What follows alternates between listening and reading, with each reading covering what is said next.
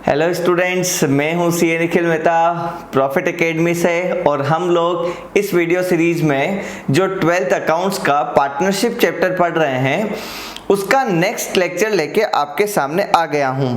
तो आज का हमारा टॉपिक है, आपके सामने स्क्रीन पर आपको दिख रहा है, interest on loan by the firm to the partner. अरे क्या बोला, देखना जरा फिर से। इंटरेस्ट किस पे? इंटरेस्ट एक लोन पे। कौन सा लोन? वो लोन जो कि फर्म ने पार्टनर को दिया है। हमने हमारी लास्ट लेक्चर में देखा था कि कभी कभी ऐसा होता है कि फर्म पार्टनर से लोन लेती है और कभी कभी ऐसा होता है कि फर्म पार्टनर को लोन देती है। इसमें कौन सा वाला लोन है फ्रेंड्स? चलिए देखते हैं इसमें कौन सा वाला लोन है।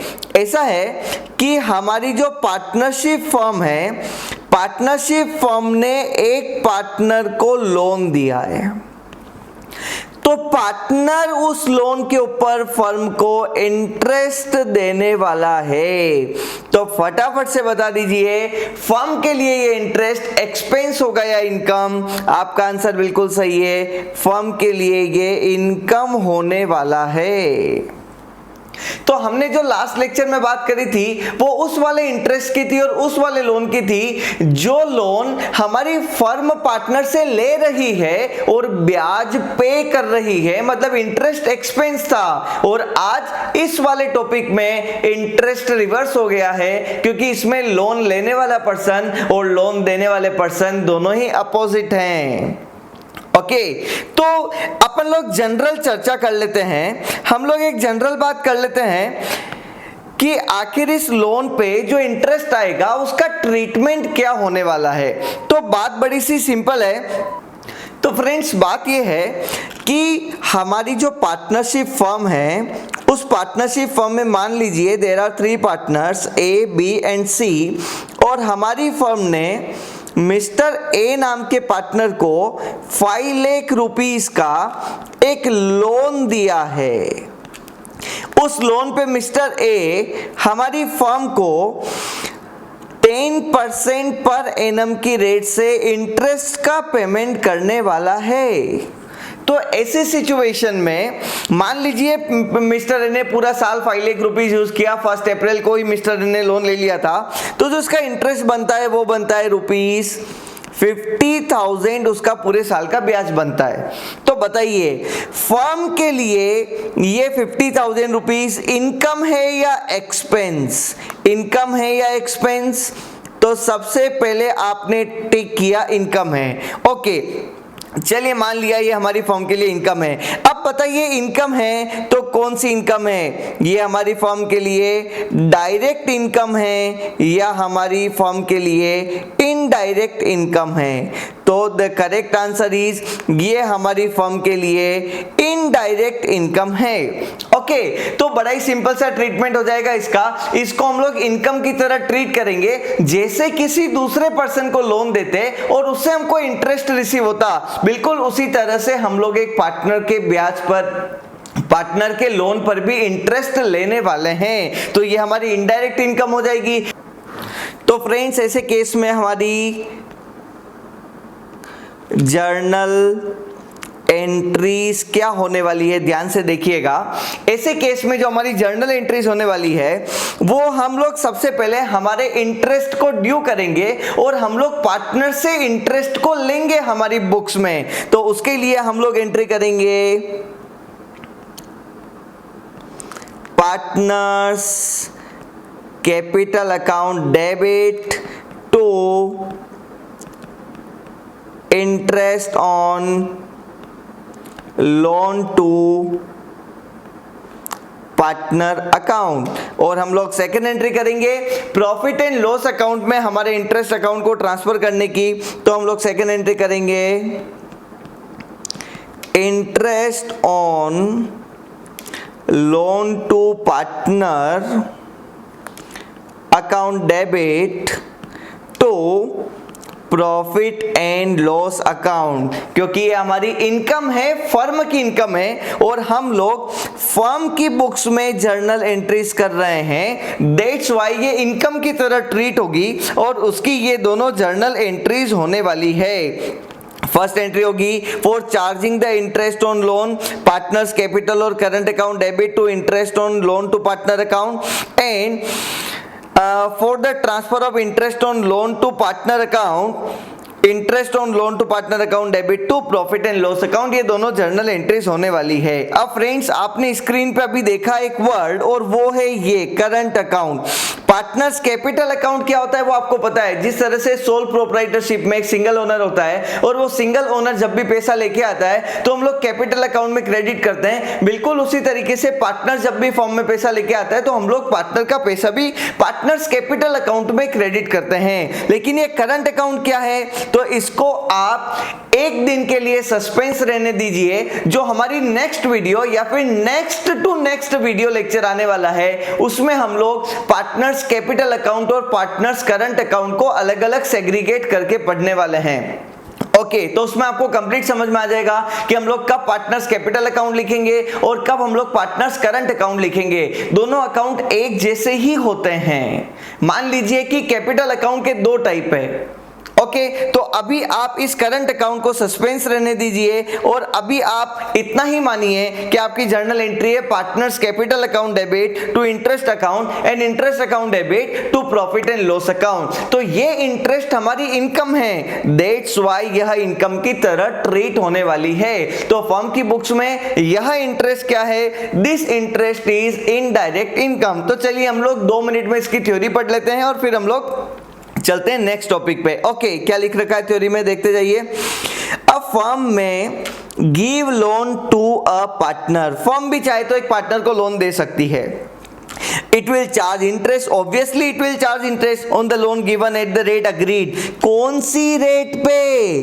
At the rate agreed, the most important point। जो रेट ऑफ इंटरेस्ट रहेगा वो क्या रहेगा, जो भी अग्रीड रेट रहेगा फर्म और पार्टनर्स के बीच में, वो वाली रेट पे पार्टनर फर्म को ब्याज देने वाला है। Okay, now the next point is if the partnership deed does not provide for charging interest on loan given or agreement to charge interest does not exist, interest is not charged on the given loan। बहुत ज्यादा important है।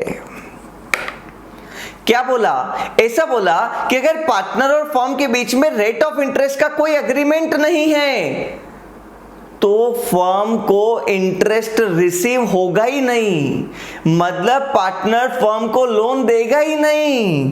अरे क्या बोला, क्या बोला था पहले ऐसा बोला था कि जब फर्म इंटरेस्ट देगी पार्टनर के लोन पे, जब हम लोगों ने लास्ट लेक्चर में पढ़ा था जब लोन उल्टा था तब ऐसा होता था कि अगर रेट ऑफ इंटरेस्ट का कोई एग्रीमेंट नहीं है तो ऐसे केस में फर्म 6% पर एनम की रेट से पे करती है। बट यहां क्या हो गया, अरे यहां पे ऐसा बोल रहा है कि अगर हमारी पार्टनरशिप फर्म और पार्टनर के बीच में रेट ऑफ इंटरेस्ट का इस वाले लोन में कोई एग्रीमेंट नहीं है, in this situation the partnership firm will not eligible to receive interest on this loan. फिर से पढ़िए मेरे साथ, क्या बोला, if partnership deed does not provide for charging interest on loan given. Partnership deed में कुछ भी नहीं लिख रखा है कि लोन अगर देंगे तो इंटरेस्ट कितना लेना है, और agreement to charge interest does not exist, और या फिर आपके बीच में कोई एग्रीमेंट है ही नहीं दूसरा जिसमें लिख रखा हो कि हमको अगर पार्टनरशिप फर्म पार्टनर को लोन देगी तो उससे हमको इंटरेस्ट रिसीव करना है। Interest is not charged on the loan given. ऐसे केस में हम लोग जो लोन दिया है उस पे कोई इंटरेस्ट चार्ज नहीं करेंगे। ओके, एक बार हम लोग इस वाले पॉइंट को विथ एग्जांपल समझ लेते हैं और कंपेयर कर लेते हैं। देखिए आपके सामने दो सर्कमस्टेंस है, एक वो लोन है जो हम आज के लेक्चर में पढ़ रहे हैं, एक वो लोन है हमने जो पहले लेक्चर में पढ़ लिया, इसके जस्ट पहले वाले लेक्चर में पढ़ लिया है। ओके, तो केस 1 देखिए और केस 2 देखिए और आप मुझे मेरे एक छोटे से क्वेश्चन का आंसर दे दीजिए और फिर हम लोग चलेंगे आगे। क्वेश्चन क्या है, क्वेश्चन ये है, केस नंबर 1 में एक पार्टनर है जो हमारी फर्म को लोन दे रहा है। और केस नंबर 2 में हमारी फर्म है जो कि एक पार्टनर को लोन दे रही है। There are 2 cases. अब मान लीजिए हमारी पार्टनरशिप डीड है ही नहीं, दोनों ही केस में हमारे बीच में पार्टनरशिप डीड है ही नहीं। रेट ऑफ इंटरेस्ट से रिलेटेड कोई agreement about rate of interest नहीं है। 2 केस हैं। केस नंबर 1 में फर्म ने लोन ले रखा है और केस नंबर 2 में फर्म ने लोन दे रखा है, और दोनों ही केस में एक सिमिलरिटी ये है कि न तो हमारे बीच में कोई पार्टनरशिप डीड है और न ही हमारे बीच में रेट ऑफ इंटरेस्ट से रिलेटेड कोई एग्रीमेंट है कि लोन ले रखा है तो कितना ब्याज देंगे और लोन दे रखा है तो कितना ब्याज लेना है। इन दिस सर्कमस्टेंस मुझे बताइए कि जो आपकी फाइनल रेट ऑफ इंटरेस्ट रहेगी वो कितनी रहने वाली है। ओके, तो केस नंबर 1 में क्या हो रहा है, पार्टनर ने फर्म को लोन दे रखा है। ऐसी सिचुएशन में फर्म पार्टनर को इंटरेस्ट का पेमेंट करेगी या नहीं करेगी? बिल्कुल करेगी। 6% पर एनम की रेट से करेगी, और ऐसा हमारे पार्टनरशिप एक्ट में लिखा हुआ है। जो पार्टनरशिप एक्ट 1932 है ना, उसमें लिख रखा है कि जब भी फर्म लोन लेगी तो ब्याज देना पड़ेगा। लेकिन देखिए फर्म के साथ कितना बुरा हो रहा है। जब भी फर्म ने पार्टनर को लोन दे रखा है तब जो हमारा पार्टनर है वो पार्टनर फर्म को इंटरेस्ट का पेमेंट करेगा या नहीं करेगा।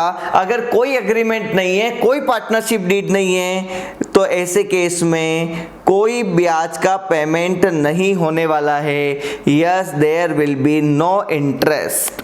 अगर रेट ऑफ इंटरेस्ट से रिलेटेड कोई एग्रीमेंट नहीं है तो कोई इंटरेस्ट का पेमेंट नहीं होने वाला है, मतलब फर्म इंटरेस्ट रिसीव नहीं करने वाली है। तो कुल मिला के आप समझ जाइए 2 तरह के लोन होते हैं और फर्म को नुकसान होने वाली बात है। मतलब फर्म ने लोन ले रखा है तो ब्याज देना है, और अगर फर्म ने लोन दे रखा है तो ब्याज नहीं मिलेगा।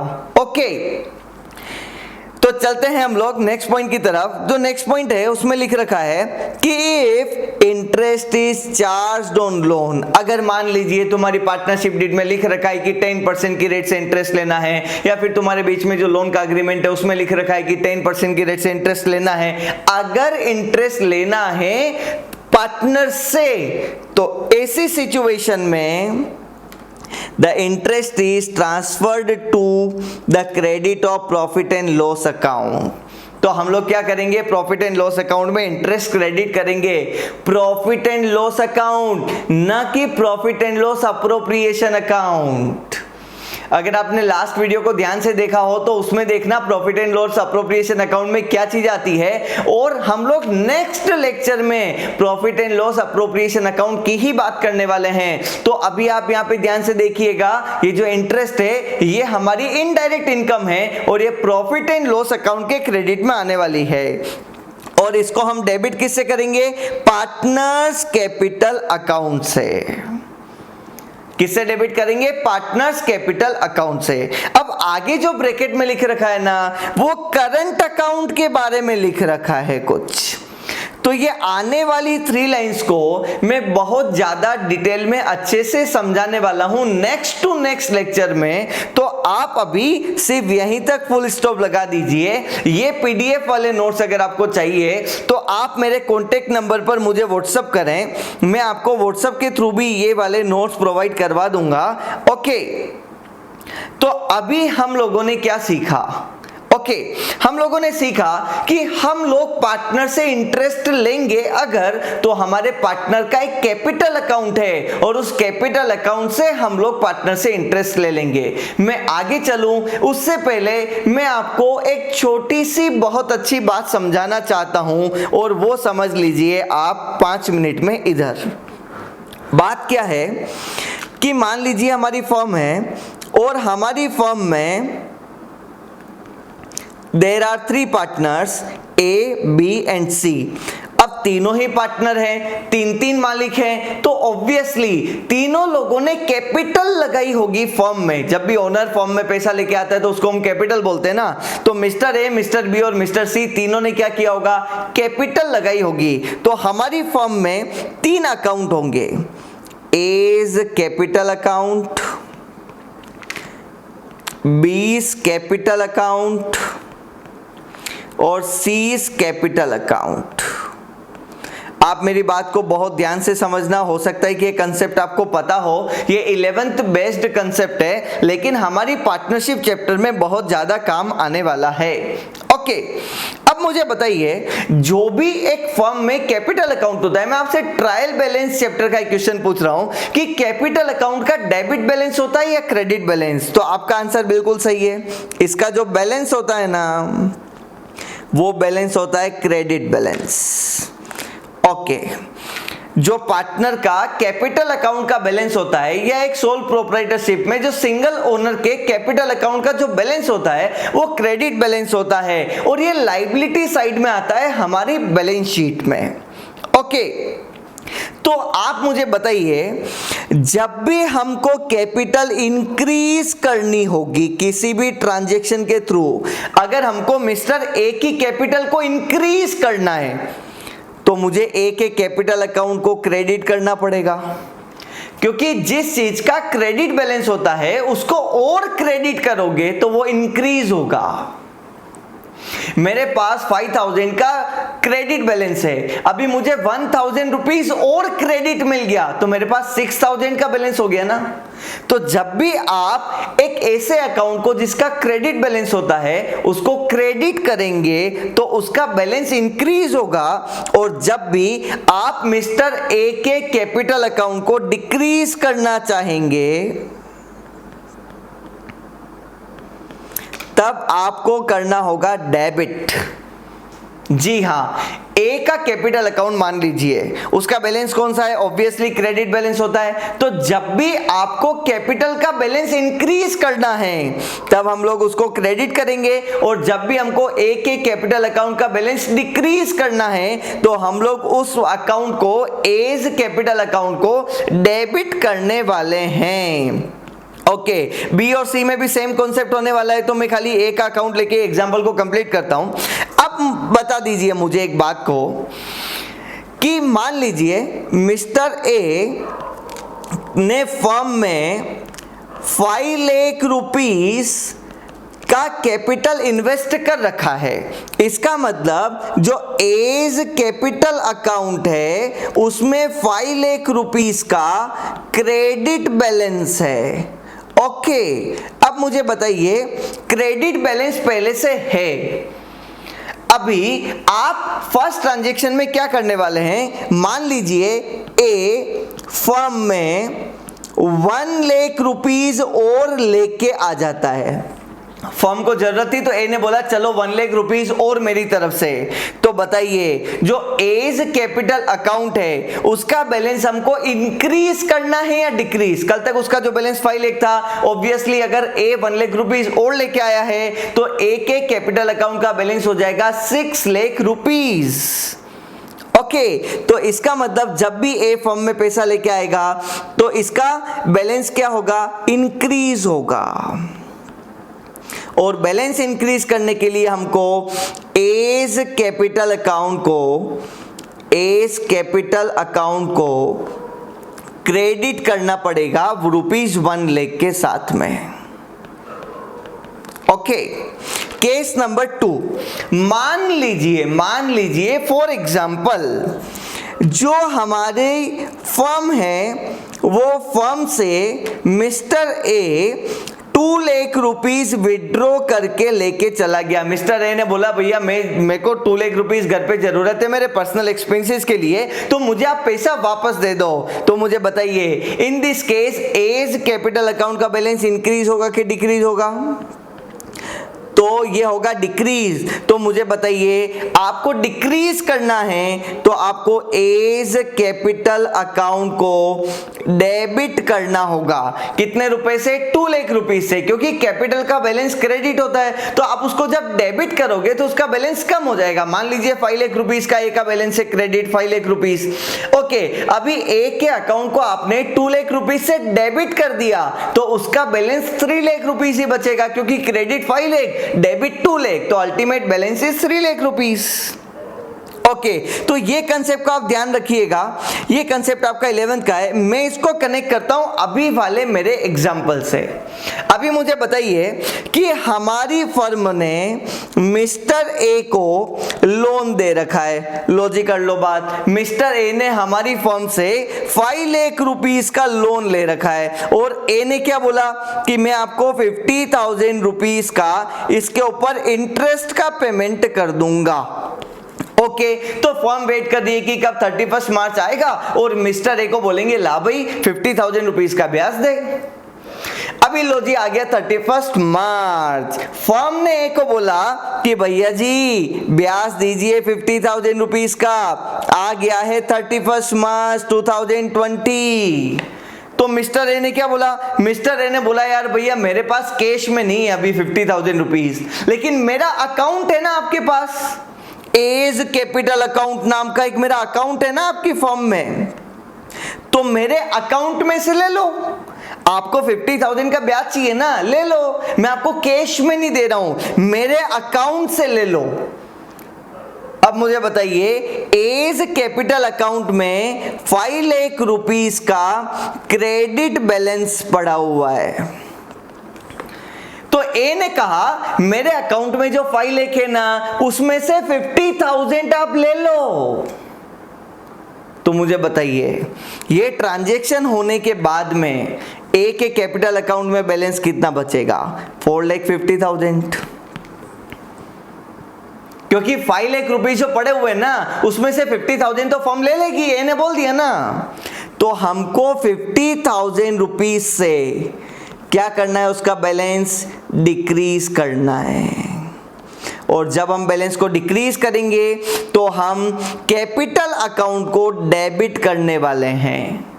दैट्स वाई हमारी जो जर्नल एंट्री होगी वो होगी A's capital account debit 50,000 rupees. किस बात के भैया? अरे इंटरेस्ट है, आपने जो लोन ले रखा है उसका। To interest on loan account 50,000 rupees.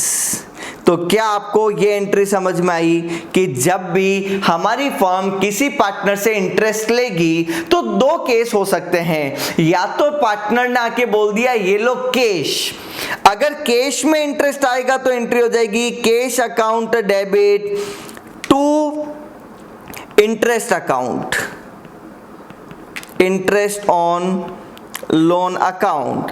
और अगर कैश में मिस्टर ए नहीं लेके आ रहा है तो मिस्टर ए बोल रहा है कि भैया जी मेरा जो अकाउंट है ना कैपिटल अकाउंट, उसमें से ले लो। तो अगर तुम उसके कैपिटल अकाउंट में से पैसा लोगे तो उसकी एंट्री ये होने वाली है।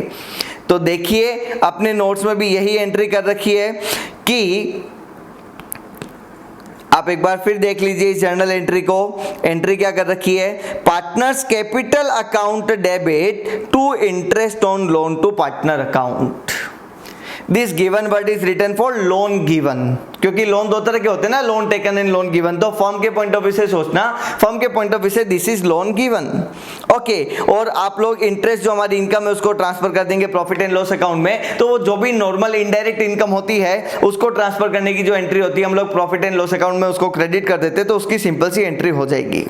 ओके फ्रेंड्स, आई होप आपको समझ में आया होगा the concept, and the concept is interest on loan. किसका इंटरेस्ट ऑन लोन? 2 तरह के इंटरेस्ट ऑन लोन। एक ऐसा लोन जो फर्म ने पार्टनर को दे रखा है और एक ऐसा लोन जो कि पार्टनर ने फर्म को दे रखा है। तो एक कॉन्सेप्ट हम लोगों ने इस वीडियो में देखा, इस लेक्चर में देखा, एक कॉन्सेप्ट हम लोगों ने प्रीवियस वीडियो में प्रीवियस लेक्चर में देखा था। चलिए चलते हैं नेक्स्ट हेडिंग की तरफ, and the next heading is rent paid or payable to a partner. The next heading is rent paid or payable to a partner. Okay, so what's the example of this case? Example of this case is here.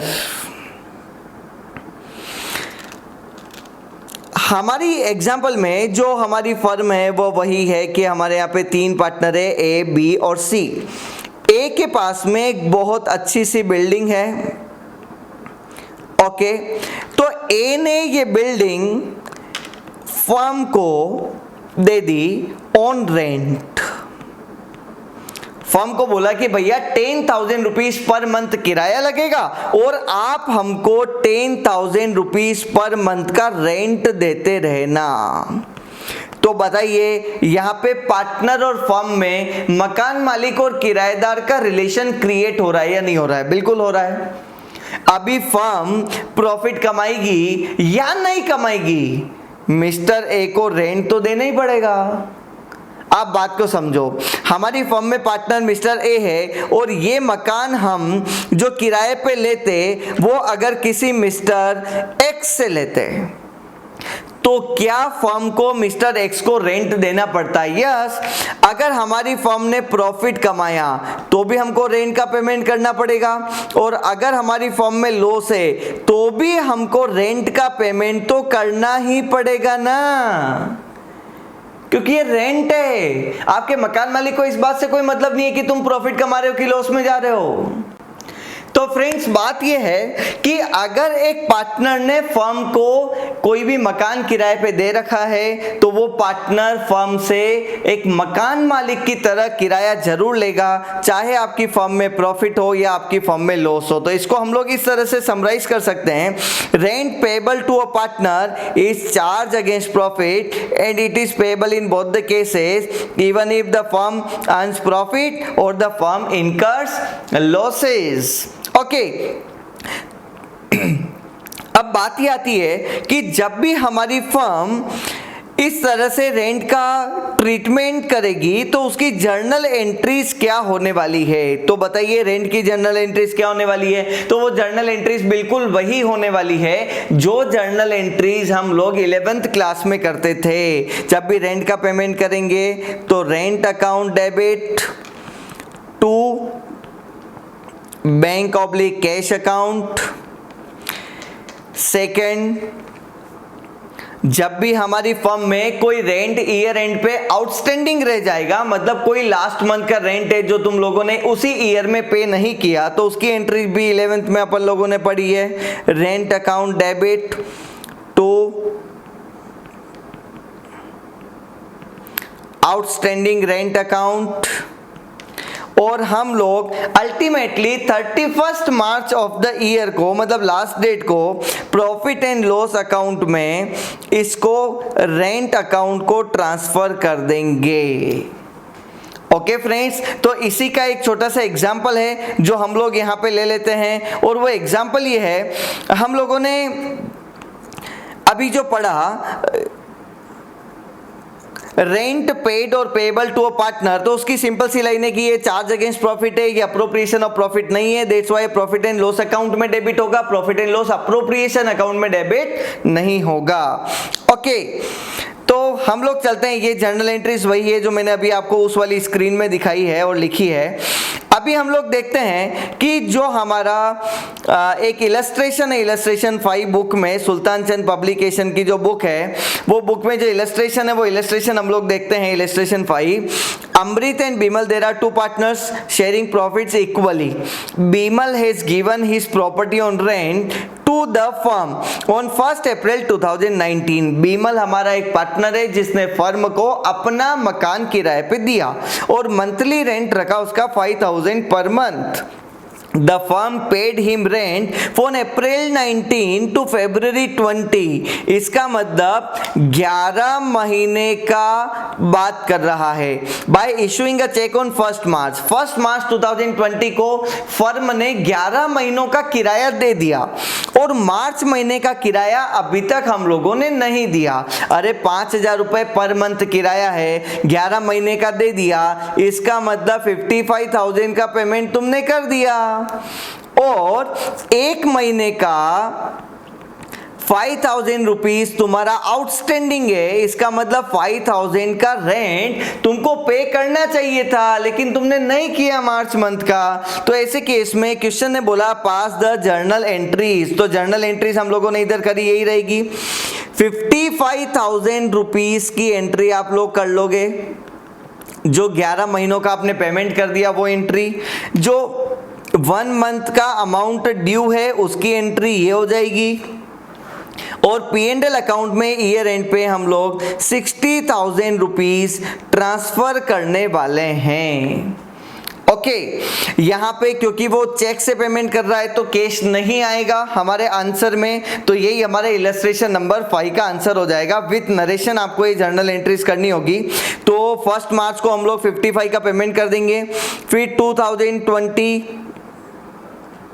मार्च 31 को हमारी ये rent payable और outstanding rent की entry हो जाएगी, और 2020 मार्च 31 को हमारी 60,000 रुपीज की एंट्री हो जाएगी, जो कि प्रॉफिट एंड लॉस अकाउंट में पूरा पैसा ट्रांसफर करने की एंट्री है।